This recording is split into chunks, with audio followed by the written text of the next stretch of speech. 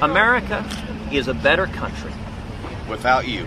Look, I don't place a lot of stock in polls, maybe unless the data they're reporting shows quite large and comfortable margins, but it's not just the polls saying Ted Cruz could be in trouble this November. The GOP is saying it themselves. And that is comforting, although I will remind people, both in Texas and outside of Texas, that even when things appear certain to go one way, the Texas GOP always seems to have a few cards up its collective sleeve. I'll refer you to the fact that Ken Paxton is still somehow our state's attorney general when he really should no longer be. If the ballots go out, the genie's out of the bottle and we lose.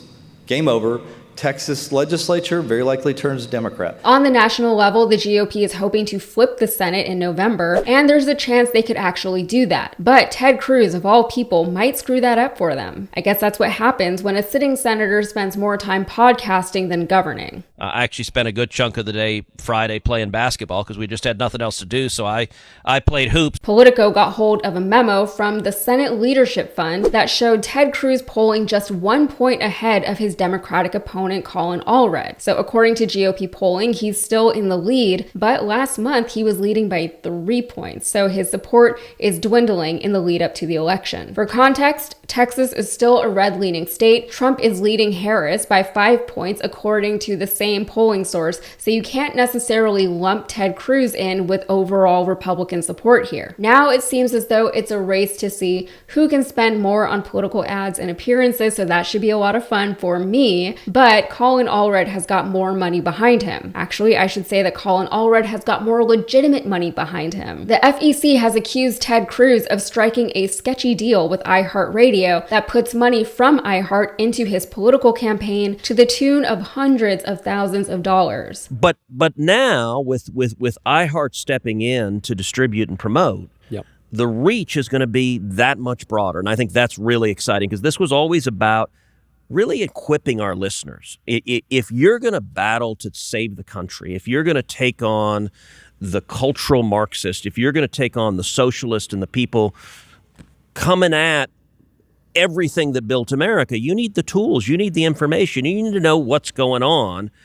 And the vision of this podcast was always, we're going to give you as much of those tools as possible so that you're prepared and you know the inside story. Anyway, per the GOP memo, they are now polling to assess whether intervention is necessary to protect the seat in Nebraska, whatever that even means. And in Texas, they are well aware that they have to guard their flanks because Allred has been heavily outspending Ted Cruz for weeks. Stephen Law, the president and CEO of the Senate Leadership Fund, said, "We are putting everything we have into this fight, so there is no looking back with regret." Someone asked me what it's like living in Texas, as in, what is the word around these streets about Ted Cruz? I gotta say, I don't typically hang out around a whole lot of Ted Cruz voters, but that said, this is Texas. They are around, they're unavoidable to a certain extent. Houston, however, is a blue city. One time, I had stumbled into a Ted Cruz rally. It must have been back in 2018 when he was running against Beto O'Rourke, and I really did stumble into it. I just happened to be in the same part of the city where he was holding his rally that night because I would not have voluntarily surrounded myself with the kind of people who would willingly attend a Ted Cruz rally. But from what I overheard, most of those people weren't even from Houston. They came in from the outskirts of the city. They were from all of the rural surrounding areas like College Station and whatever else is out there. I don't go out to those parts very often, so I can't speak on what goes on out there with any kind of particular insight. But on those occasions when I have hung out with known Republicans, people who have voted for Ted Cruz in the past, I've never heard anyone say anything good about Ted Cruz. Most of the time, they just don't say anything about him at all. But whenever I have heard them address their voting record, they basically say that they just voted for him because he was the Republican on the ballot. That's it. As I said, though, Democrats in Texas know better than to get our hopes up. We have been burned so many times before. Beto's loss in 2018 was tough because it was so unbelievably close. It was like a 3-point difference. Is Colin Allred the guy who can and will finally take down Ted Cruz? Perhaps. He's an expert football player who seems strong and rich and popular, all traits that your more typical Republican voters seem to value. Allred certainly comes across as more alpha than Ted Cruz, but Ted Cruz has got more of a mouth on him, which Republican voters seem to like. And Ted Cruz is a seasoned politician. He knows how this game is played, and he's got a lot of friends in high places with a lot of money who have interest in keeping Ted Cruz right where he is in the Senate. And Allred seems to be less progressive than Beto O'Rourke was, which could work in his favor around these parts. He's a regular Democratic liberal. He even supports Israel, which is cool if you're into that. I personally am not, but this gross reality with these gross choices is what every American has to now contend with on an individual level this November.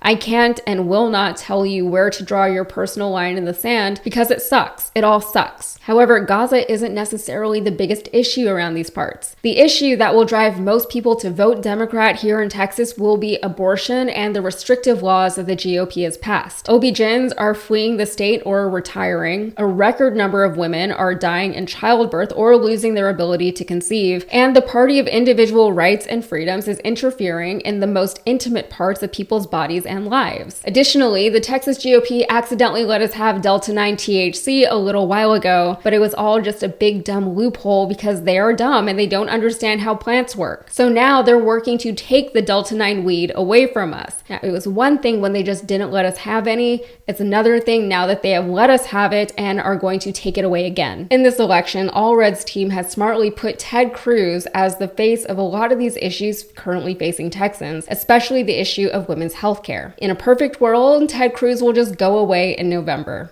Realistically, though, he will not do any of that. Assuming he loses his Senate seat, he could possibly just go back to being an attorney and run a nice, quiet, not public practice, but that seems unlikely. He could become a lobbyist in Washington, maybe, or he could fully commit to his role as a podcaster. He could become an analyst or commentator for Fox News, or he could do some behind-the-scenes work with the GOP, although that one also seems unlikely to me because rumor has it that no one in the GOP even likes working with him. But whatever he chooses, I wouldn't count on him disappearing forever. He loves being famous and in the spotlight. He loves feeling relevant and influential, and he loves that people seem to respect him and his thoughts and ideas just because he is a sitting US senator. I, for one, would be very, very happy to see, among other things, a lot less clout chasing in Congress, and yes, that means a lot less Ted Cruz. All right, that is it for me. If you got anything out of this, please like the video and subscribe to the channel for more. Thank you very much. Bye.